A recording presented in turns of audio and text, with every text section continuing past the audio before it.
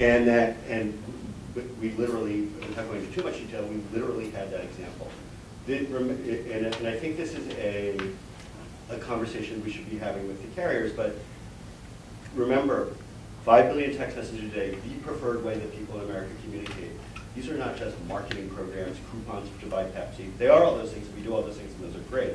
But these are regularly scheduled, cost-effective, cheapest way to deliver services for businesses and organizations and governments that are reliable, persistent, two-way communication tools. And I just said, until it's thought about that, all the inventive and innovative ways that people use the telephone for, or the internet for, or fax machines for, beyond just sending marketing and advertising messages, again, which are nothing wrong with those, we do those, and then tying those into voice. And what's an acceptable use of that? Tying that into more targeted, highly targeted mobile web.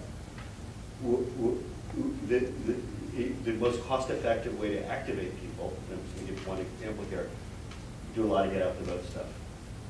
If you send text messaging is like 1/10 the price of getting someone to vote, then the next cheapest way to do that, which is like a targeted phone call or something like that, when you add in all the costs around that, it's like 1/80th the cost of the second most effective way, another very effective way, which is like door to door. To have these kinds of things that we know work, that we know are the way people want to receive information, we know actually helps them out in their lives, in both as consumers and recipients of healthcare and all those kinds of things, until we can have the certainty that they'll remain on, they'll just be an add-on to the other more expensive, less effective way to do that. And I understand that the carriers don't have a huge interest in a very legitimate business interest in not getting customer complaint phone calls or questions. But I think if that's an issue that a dialogue could resolve about where those calls get directed, how they get dealt with, and those costs could be even internalized with our customers or whatever, as long as certain rules are adhered to. But that's really the biggest area. I'll continue along the healthcare line here. So on the open internet, you're able to move quickly, and you really govern yourself. I mean, there is some things you can do that if you're using GoDaddy, they might shut you down. For instance, if you're spamming and they see that coming from a domain, they can shut you down. But those are rare instances. For the most part, you can do whatever you want, and you're really sort of self-regulating. Just to give you an example on the mobile side, one of our clients is the largest HMO in the United States. They are doing appointment reminders, and there are only a certain amount of characters, 160, that you can fit in a text message. They continue to ask us the question of, look, we're not opting anybody into any program. Somebody's coming to the counter, they're checking out, and they say, would you like an alert for your next appointment? All they're opting into is that next appointment. And then they're never going to get another message again until they come back and opt in for another appointment. Just think about this for a second. There's no consumer best practice or anything that would allow us to allow Kaiser to not have that that little footer that has to say text stop to end. They're not really texting stop to end anything. They're just simply not going to get another message until they decide to get another appointment. But there's no best practice. There's nothing so we just decided, okay, get rid of that footer, and we'll just allow you to do it this way. And that code was audited. They have a real chance of getting shut down. So it's just these frustrations that we go back and forth on with not being able to sort of do what we want and innovate and come up with, well, hey, there's other types of models out there that really don't fit into this opt-in marketing thing, because it's really not marketing, it's more of a utility message. And what happens if that code gets shut down? And then again, these healthcare providers, they're saving. There's two benefits. One, and you spoke to this, is keeping patients healthy. That's the key. But not only does that help people, but if they keep patients healthy, then the healthcare costs go down. And that's really where companies like MobileStorm make our money, is we can prove that we can reduce costs. It's an awesome sale. So now that's another example. It's text stop to anything drives me nuts, because if they text stop to and they get another text message, then they stop. Yeah. If they don't put it in, they don't ever get another text message. That's true. So speaking about being worried about being audited and being shut down, I was wondering if you feel that there is a standard process for that audit and that shut down so you're alerted that it's going to be a problem and there's a way to discuss it or work it out? Or is it sort of a call in the night? What is in your experience or what is your understanding of the way that I understand if you're a short code, if your program is being stopped before started, but if you already have an ongoing program that for some reason has triggered something, what is the process for telling you that's a problem and resolving it? I mean, typically you get these audit notices that are very written with very scary words, like you're going to lose your support in 10 days. And I was in a meeting recently where someone from another company complained that these come over the fax machine at 5 o'clock on a Friday afternoon, and a mid-level employee picks it up off the fax machine and thinks the company's going to be going under and goes into a whole panic. So it's that kind of experience. Has that been your experiences as well? I think it reflects a certain aspect of the business, which is it ranges from a phone call to a very formal kind of technical language. I think all of us have the experience that what is lacking is clarity and what should happen. And I don't think anyone here, or pretty much anyone I know in the mobile business, wants to really be out of compliance with what I think we would all agree if we could understand that what the best practices really say, and that people shouldn't get messages they don't want. People should only be clearly opted in. It should be very easy to leave, and there not be any spam and all of that. So there's not a process to it, which it would be very hard to do. I mean, it's a difficult problem.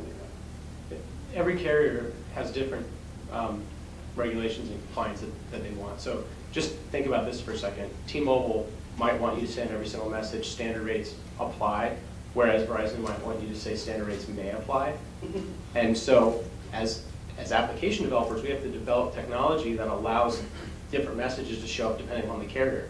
Imagine what the small business has to go through if they want to develop this from the ground up, and they're not using a platform like mobileStorm.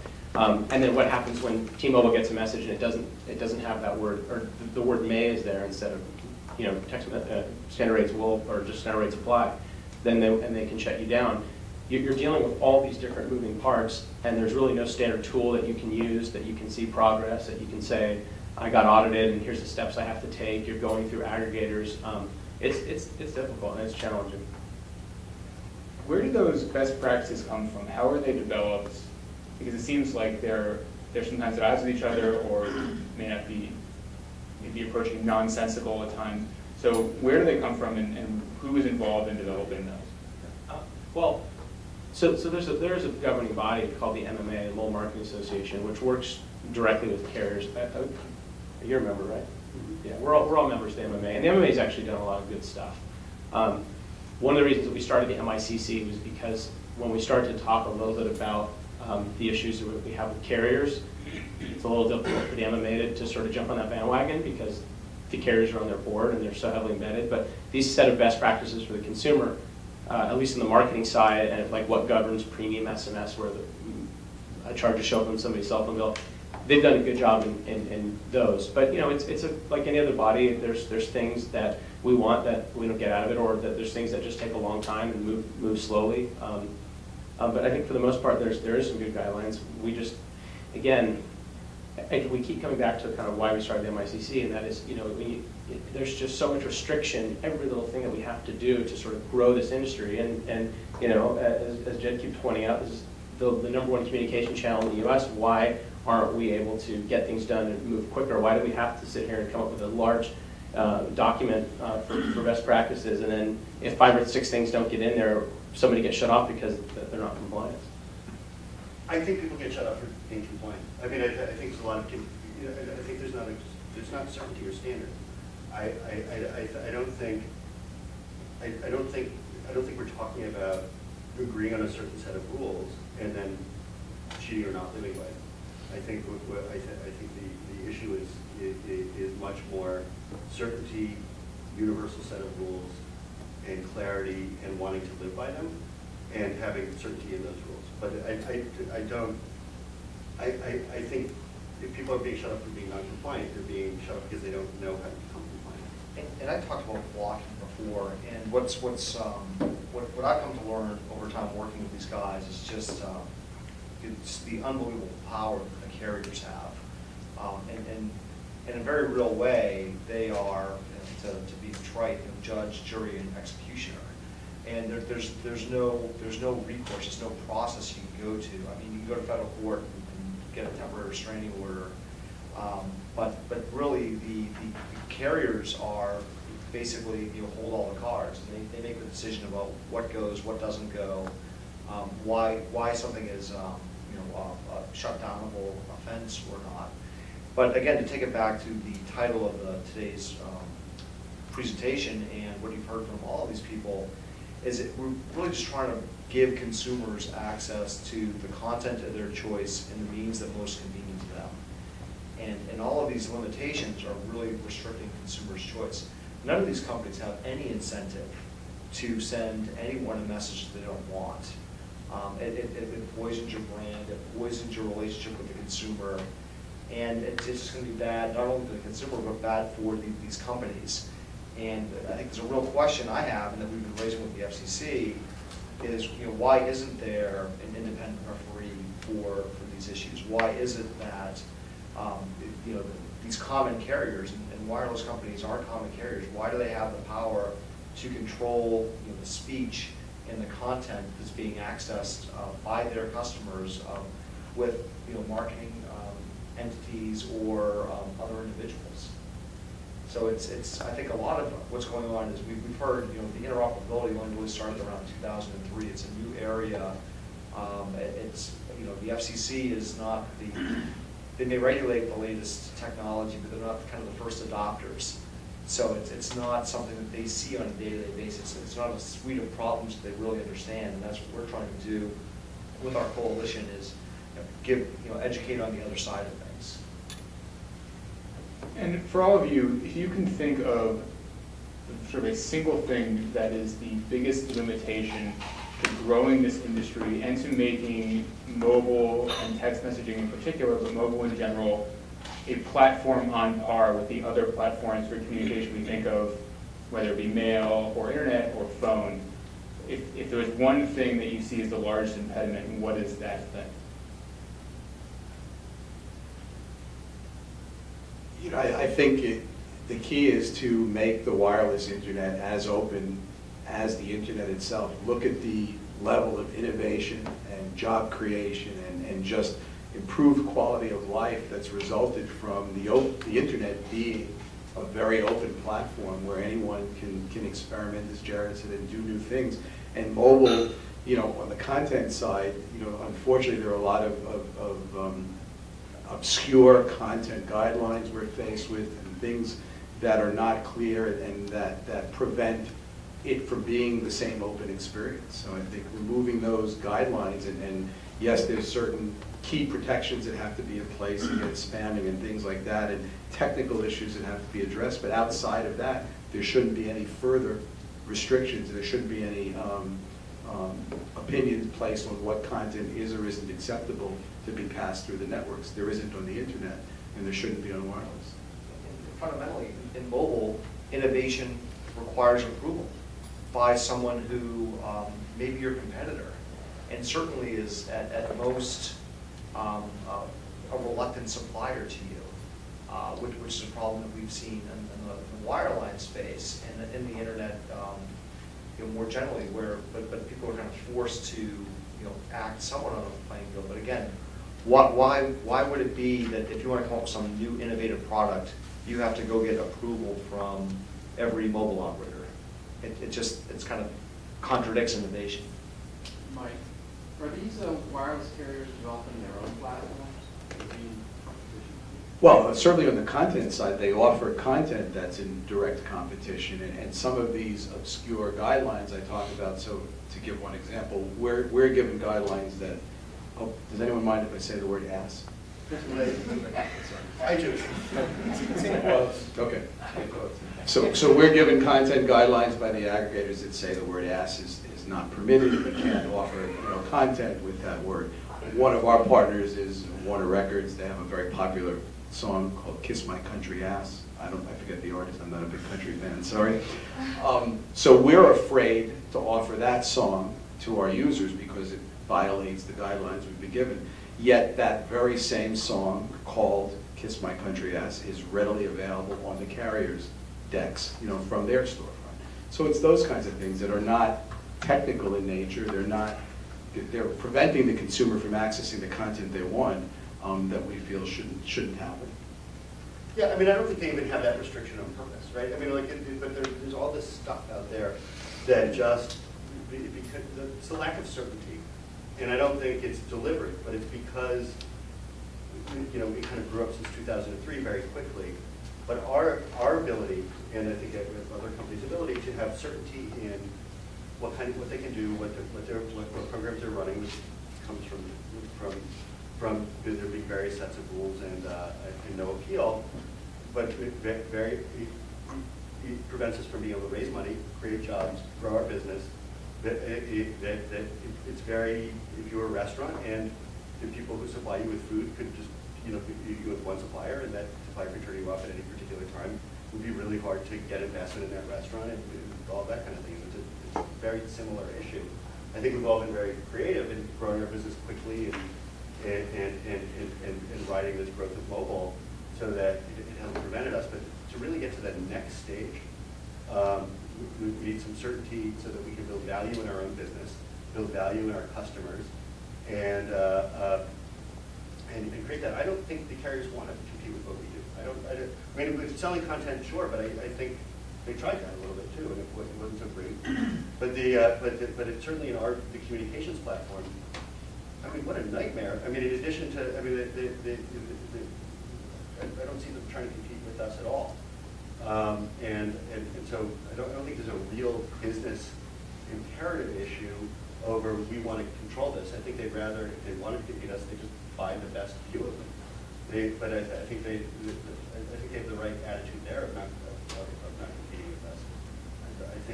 I think a lot of this is, the issues is lack of communication and lack of understanding of what we do. I don't think they know about the kinds of programs we have. In terms of the 5 billion messages in a day, tiny part of that.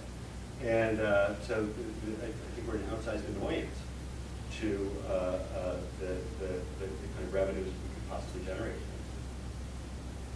Just a 5-word cop-out. I agree with those guys. All right, I'd like to open the floor to questions. Anyone has any questions for the panel? And if you have a question, please say your name and your organization. Does anyone have any questions for the panel?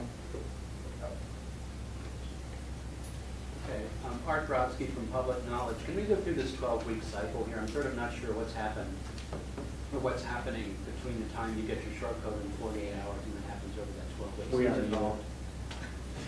We don't know. It's a black box. From what I've been able to glean from this is that we submit a service request to our aggregator, which is a sheet of paper that basically says, what is this service? And they want to know how it's going to be promoted. They want to know the volume that it's going to see. They want to know the exact message flow, and everything has to be perfect. And you submit that. Now, if that's not perfect, that comes back to you, and they make you, 2 weeks later, oh, you have to change these things. You're like, gosh, they need to send it back. We've actually seen this go back and forth a number of times. Now we've got smart enough to just templatize it as much as possible. But once it's given to the aggregator, then the aggregator goes out to every single carrier, and they submit that service request. Some of them offer tools to make it easier for the carriers. Some are still doing it with Microsoft Word. And then, again, there's so many of these applications sitting on the carriers' desks that you're just kind of waiting for them to get to your service request. And then when they get to your service request, they actually have cell phones, and they take them out and they start testing. And sometimes your aggregator will come back and say, oh, they're about to test. And then you see those numbers come in. But for the most part, it's just a lot of waiting around. The carriers don't even start touching your application for a month and a half, 2 months.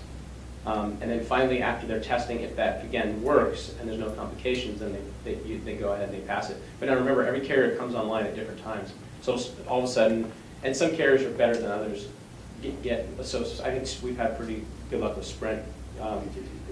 AT&T's, yeah, it's gotten a lot better. T-Mobile takes a long time, Verizon takes a long time. But they'll come on at different times, so all of a sudden we'll start working on one carrier and another and another and another, until finally, and again, now we probably support maybe 15 carriers now. Those are your level ones. Obviously you want to get those tier one, the level one carriers are the most important because they're 90% of everybody in the US, but then you start getting your Metro PCSs of the world and your Bluegrasses, and that could take, even 15 weeks. So is that, anybody else have something to add as far as the cycle there? I'll return to favor. I agree with you. I just took the math. Short code 5 days, so That was the 88,432. well, there's some reserves, obviously, Yeah. but to a maximum of 3,000, you can't possibly reach all this. 6 digits. But yeah, no, but it's true. Yeah. Right? You're right. So- Now there's 6 digits. So and the reason why we're personally run a small sea lag, and we've got a whole bunch of numbers. We've got 1.5 million numbers right now. They're long codes, but we don't know how to enter. We want to empower our network to be able to exchange SMS messaging, because in reality, people are starting to give numbers for web applications, that build SMS clients. It would be nice to be able to start exchanging SMS. So we're starting on Project Internet. But at some point, it seems to be the obvious answer here, start developing, try to figure out how to internet long codes rather than short codes. That's like the IP6 of mobile. You guys try, you guys. Well, I don't know why you can't, but it's historical, but wouldn't it be great if 1-800-Flowers, who's not a customer of ours, could receive text messaging for their business over that same number? I mean, like that, Well, you that's what I'm can thinking. build It out makes perfect sense. Certainly if you were to find a willing supplier of long code numbers where SMS enabled, a lot of your problems go away because there's no contract filtering now. There's a problem. There was a violates carrier rules to do that. Well, You are required to use the short codes for all these programs that you're talking You, about. you can send, so you can get like stacks and stacks of GSM modems that have an actual cell phone number. Like I can take my cell phone number or port it over to a GSM modem. But the problem is you're getting 2 messages a second off those modems. So again, stacks and stacks of them. We've seen companies try to do this because it's a cheap way of sending because they're not having to pay for SMS. But there's no scalability with those types of models, and that's a problem. You want that speed, and we have to have, with some clients, 1,000 messages a second. Most clients, 100 messages a second. Well, again, that's the question I'm here, so I'll try to figure out is, first of all, how a network layer go ahead and exchange SMS with mass messaging component. And then the second question is about the content rules, we have to figure out the deal with making available to people. What the line of thought is marching down is, hey, wait a minute, you guys have clearly had some meetings with these walking carrier. I have other reasons to try to figure out how to interconnect, so obviously we are at a point where I understand how interconnection works. And that's just going to protocol over the SMS. You really should go to the panel that engineers and that. Yeah, that's going to become a thing. I mean, that's a pretty heavy question pretty quickly. But my understanding is that there is not a large technical reason why you couldn't use a long code to do all the programs that you're talking about as opposed to a short code. The major barrier is that there are carrier rules against doing it, and that is the major roadblock. Is that a correct understanding? In order to send volume, meaning many at a time, there is a requirement that you work through an aggregator to get into the carrier system. In order to do that, you need to aggregate a short code. There's no such thing yet, as far as I know, of aggregating a long code. There are some companies that have come up with solutions like that, really good one, but they only send like 2 messages a second. The VoIP company that also offers, I just don't know what it's called, a very good company, and I think they've been slowed down. But again, it sounds like those are like business rules, not technical. Yeah, as far as I know, it's not. Because a number is just a number, right? Yeah. But I think when we're talking about something else, which is you would still aggregate that at an aggregator, and then you would still have those same kind of rules. Because the business rules wouldn't permit you to have, like you can't get a phone number that delivers either through the internet or by phone number a high volume of messages into a carrier system from a long code. There's just no way to do it. I like this Verizon Wireless is an aggregator when it distributes its own content, Within in-house? or it's put to the other carriers. I'm sure Yeah. it's just- No, we have carrier clients who use us for delivering messages. I mean, yeah. Verizon Wireless, They're not one of ours, so we with the AT&T. they wouldn't just do it themselves. Well, they need us to deliver to another carrier. Right? By shortcut. Unless they're interconnected themselves. But they're not interconnected that way. I mean, as far as I know. No, well, yeah, I think Well, you obviously mentioned PTS and AT&T. Yes, but through long codes. Not Right. for marketing purposes or short codes. But so it's technically possible for them to do it. Oh, yeah. I mean, I don't think these are huge. You know, I don't know what's a technical issue or not, but it's probably resolvable. Are there any other questions for the panel? Michael Dory, Newstar. I was invited to attend a session by my CEO who got to come on about $34 trillion worth of revenue opportunities. We're going to discuss that, and the general premise here is what is the opportunities available to get to $34 trillion. Or maybe you didn't, someone in a newsletter, my CEO got that and said, go investigate this, Michael. So I don't know if that was a unintended advertisement for the session, or should I anticipate waking up with a horse's head in my bed tomorrow morning when I didn't follow through on the meeting? You got breakfast for free. I know. No, I say that because of he recognized, Newstar recognizes the opportunity in this marketplace and has been involved actually for a while, and we're happy to work with MICC as we work with MMA, OMA, GSMA, the thousands of other acronyms out there to try to improve this space and make this grow. And make it grow in a process that's safe and secure for the end user customers going forward. So happy to work with you guys going forward, and on the technical side, we're very involved with that too, with some of the things that we do going forward. I mean, it's great that you're here because there has to be more environments where the issues that seem insurmountable really aren't, and you know, can be addressed on a basis where it's clear that everyone here is also protecting user interests, and that doesn't become the basis of not communicating. And that's happened a lot. And you know, you guys are right in the middle, right? I mean, like, so you're getting it from every side. What our problems are, what carrier problems are, and I'm sure what CTIA's problems are, all these kinds of things. Let me push off the other side of the regulatory side, TCPA, CAN-SPAN, which is actually an active force, and all the other ones at the state, local level, which really don't have jurisdiction. But it becomes a $37 trillion business when we can resolve this and tie together the mobile internet, SMS, and voice, maybe more. When you know, this lack of certainty isn't great for your business either, right? Because it's keeping us from becoming a 10,000 person company that needs to be regulated, and and growing and having our business customers adopt us more quickly because that there's more certainty involved in it. Just looking, TCPA is a great example. That's Telecommunications Consumer Protection Act. And then there's DMCA, Digital Millennium Copyright Act. Those are things we're happy to comply with, because we do comply with. Yeah.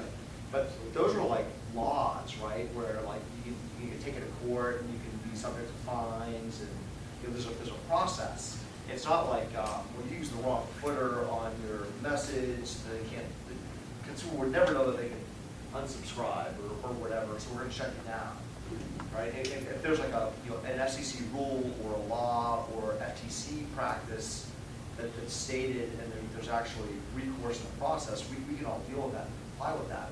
What's hard is what the company's experience is unilateral action by especially the aggregator community, not for things that are really harming consumers, but for things that are kind of picayune technical violations of one of 36 different standards that they're trying to comply with all at once while trying to operate a business.